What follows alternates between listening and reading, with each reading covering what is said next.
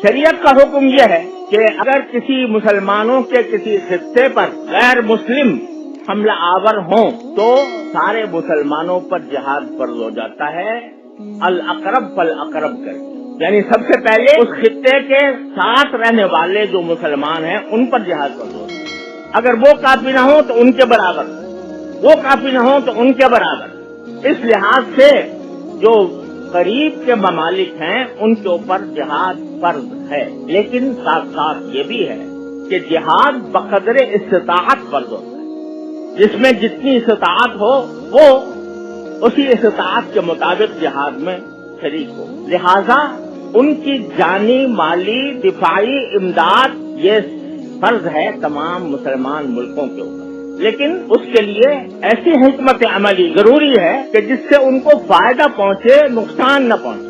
उस हिकमत अमली के लिए आलम इस्लाम को चाहिए कि वो सर जोड़ कर ऐसी हिकमत अमली तैयार करे।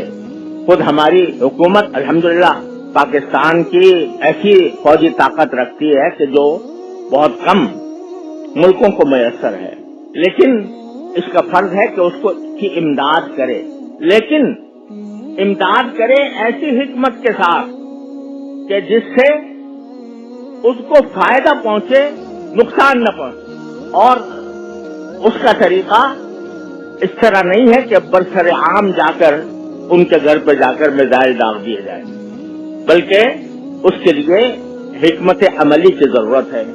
मैं इस वक्त इतना ही इशारा कर सकता हूँ कि हिकमत अमली की जरूरत है और उस हिकमत अमली के साथ उनका इमदाद हर मुसलमान मुल्क पर फर्ज है बशमूल पाकिस्तान। अल्लाह ताला इनको तौफीक दे।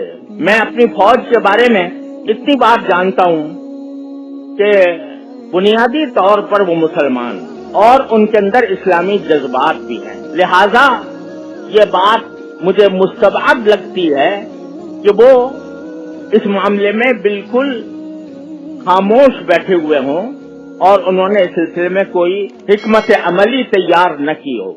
और मुझे उम्मीद है कि इंशाअल्लाह वो हिकमत अमली तैयार की होगी, खुदा करे ऐसा ही हो। वरना अगर एक मर्तबा इसराइल इस वक्त कामयाब हो गया तो वो सिर्फ फलस्तीन तक महदूद नहीं रहेगा, वो पूरे इलाके को अपनी लपेट में ले लेगा।